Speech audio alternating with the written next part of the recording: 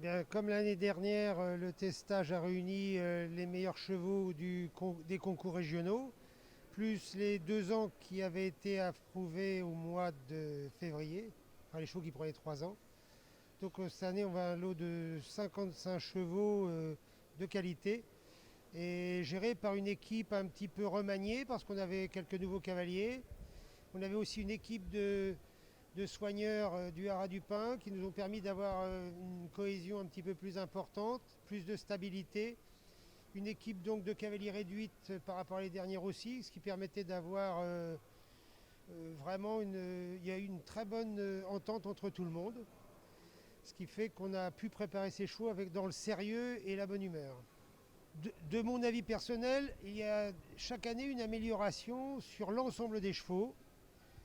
Euh, Le système de sélection me paraît bon parce que d'habitude, les chevaux qui avaient été qualifiés à 2 ans et qu'on retrouvait étaient souvent pas forcément prêts. Là, ils sont sélectionnés au mois de février et le lot paraissait meilleur cette année. Donc on a eu, d'ailleurs c'est un cheval qui a été qualifié en février qui gagne le testage cette année. Et on a de plus en plus de chevaux qui ont du sang, de la réactivité, qui sont plus des chevaux modernes. Alors il y a toujours des chevaux, comme d'habitude, un petit peu modèle ancien, un petit peu lourd, mais de moins en moins. Donc on a de plus en plus de chevaux de sport qui ont quand même un look d'étalon. Alors cette année, il y a une nouveauté. On essaye de s'améliorer d'année en année. C'est-à-dire cette année, les chevaux ont été jugés non pas sur une journée, mais sur plusieurs journées.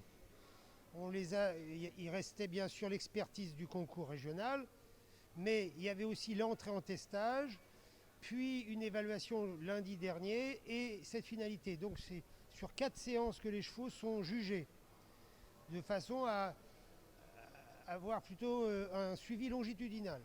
Donc on a essayé d'adapter un exercice qui permettait de voir les réactivités des chevaux sur une gymnastique d'obstacles sans les mettre trop en difficulté d'amplitude.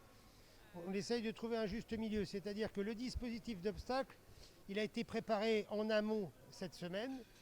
D'abord barre de réglage, puis barre de réglage avec obstacle, auquel on a ajouté un autre obstacle ensuite, comme un petit triple, avec des distances suffisamment serrées pour que les chevaux soient obligés de se tenir à l'intérieur, mais qui permettaient à tous les chevaux de le faire. D'ailleurs, il n'y a pas eu de chevaux qui ont eu de problème dedans, particulier.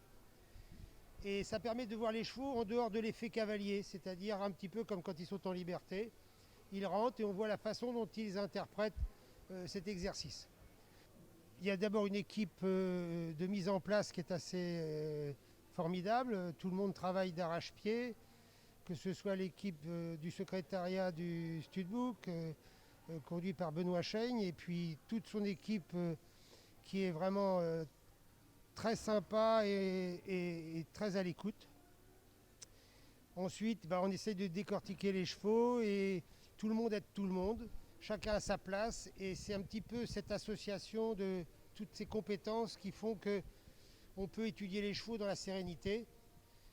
Moi, avec Serge Cornu et Emmanuel Gaudin, on a vraiment toute la tranquillité pour regarder les chevaux toute la journée, prendre nos notes d'un jour à l'autre et puis d'essayer en fonction du tempérament des chevaux d'aller un petit peu plus loin dans le travail ou parfois de lever le pied parce que les chevaux sont des poulains et qu'il y a des chevaux qui rentrent, qui ont des baisses de forme ou qui rentrent fatigués ou qui rentrent ou l'inverse, qui sont débordants d'activité. D'ailleurs, on a vu, je pense, cette année, des chevaux qui avaient encore de l'énergie le dernier jour.